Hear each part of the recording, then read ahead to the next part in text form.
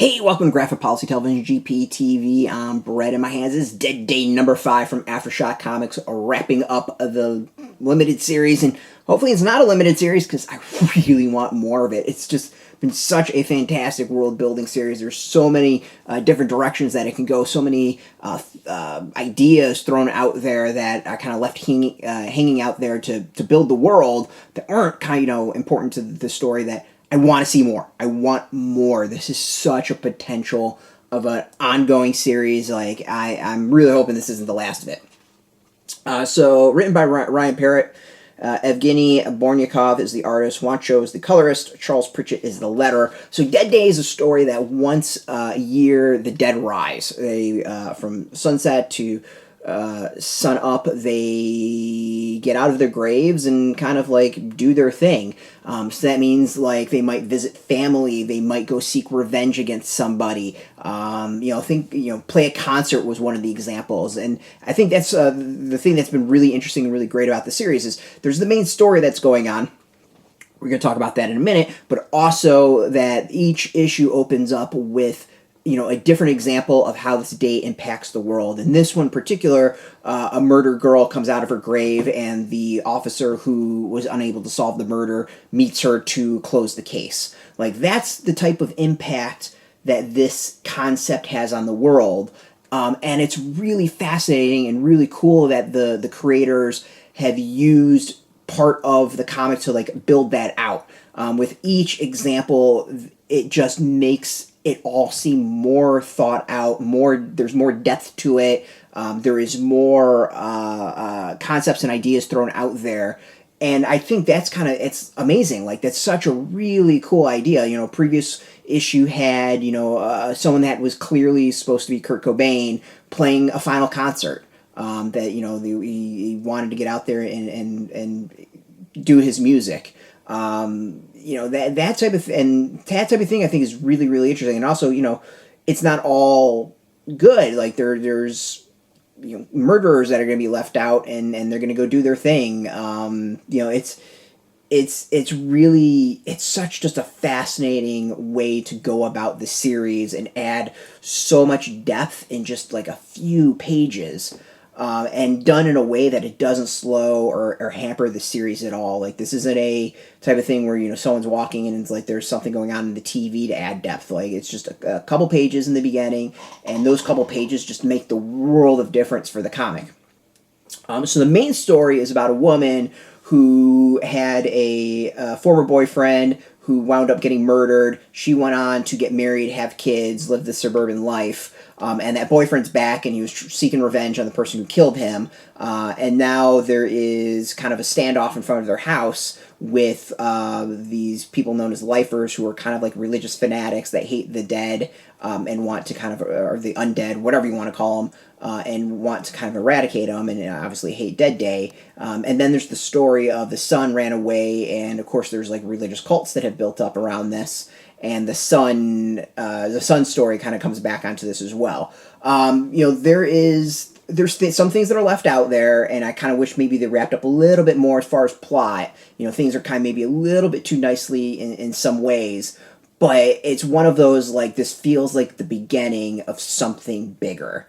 I really hope we get more Dead Day, further volumes, one-shots. There is such an interesting opportunity here.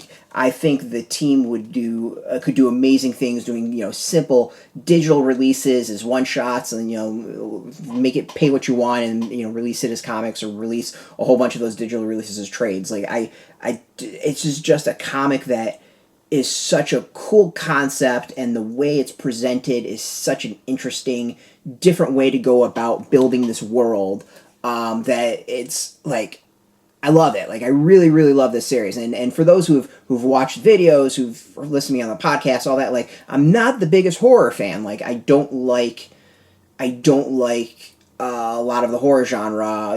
Zombie films I kind of lean a little bit more towards. But at the same time, it's just not my thing.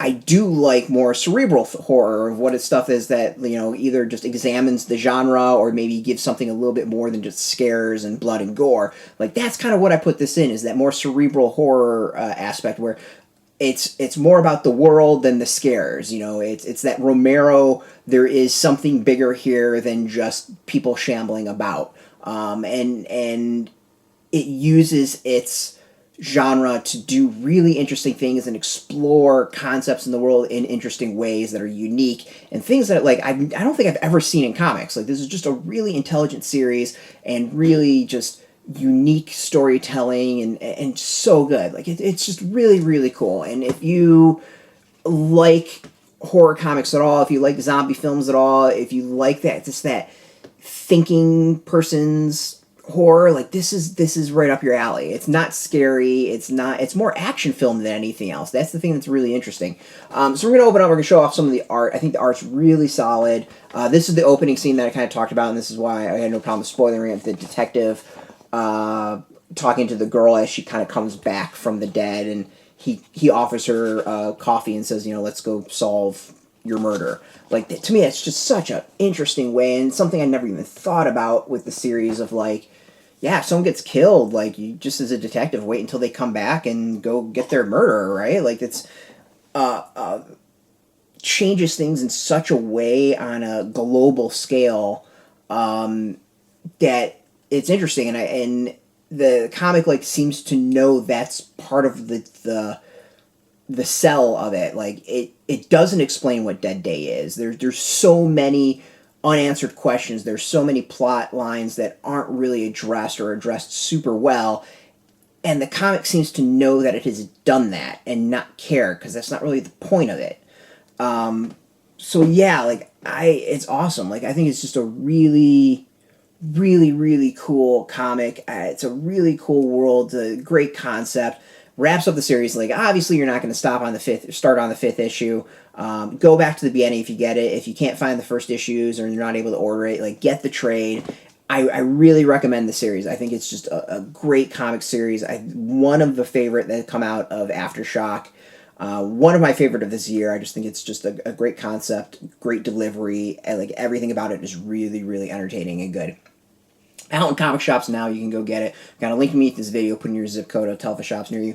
No shop, no problem. We do have some affiliate links. There are affiliate links, so we get a small percentage of that. By doing that, you help support our site, so thank you. And speaking of support, I want to thank AfterShock for hooking us up with this review copy. We appreciate it, and thank you for watching. Now, if you are into AfterShock, if you're into comics in general, check us out every single day at graphicpolicy.com. We're on Twitter, Facebook, YouTube, Tumblr, all at Graphic Policy, keeping it nice and consistent. So until next time, keep reading those comics, and keep it geeky.